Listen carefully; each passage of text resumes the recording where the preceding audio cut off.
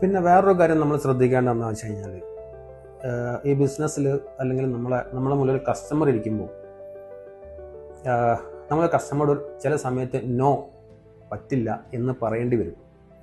പക്ഷെ നമ്മളാരും അത് പറയാറില്ല എന്നുള്ളതാണ് അതിൻ്റെ ഒരു സത്യാവസ്ഥ. പക്ഷേ നോ എന്ന് പറയേണ്ടത് നോ തന്നെ പറയണം. കാരണം എന്താണെന്ന് വെച്ച് കഴിഞ്ഞാൽ, അത് അവർക്ക് ബുദ്ധിമുട്ടാവുന്നത് കൊണ്ടാണ് നമ്മൾ നോ എന്ന് പറയുന്നത്. അത് അവരെ പറഞ്ഞ് മനസ്സിലാക്കി ബദലായിട്ട് അവർക്ക് വേറൊരു കാര്യം, അതായത് ഇതിന് എന്തുകൊണ്ട് നോ പറഞ്ഞു, ഇനിയിപ്പോൾ നിങ്ങൾക്ക് എങ്ങനെ ആ ഒരു കാര്യം ചെയ്യാം എന്നും കൂടി സൊല്യൂഷനും കൂടി പറഞ്ഞു കൊടുത്താൽ അത് കസ്റ്റമറെ സംബന്ധിച്ചിട്ട് ഭയങ്കര ഹെൽപ്ഫുള്ളായിരിക്കും. അപ്പോൾ അവർ ചിലപ്പോൾ നമ്മളെടുക്കുന്ന പ്രൊഡക്റ്റ് എടുക്കാൻ ചാൻസ് കുറവായിരിക്കും, പക്ഷെ ചിലപ്പോൾ എടുക്കാം.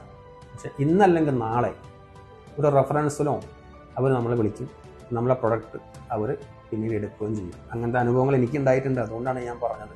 അപ്പോൾ നോ എന്ന് പറയാൻ ഒരു മടിയും വിചാരിക്കേണ്ട. നോ എന്ന് പറയുന്നത് നോ തന്നെ പറയണം.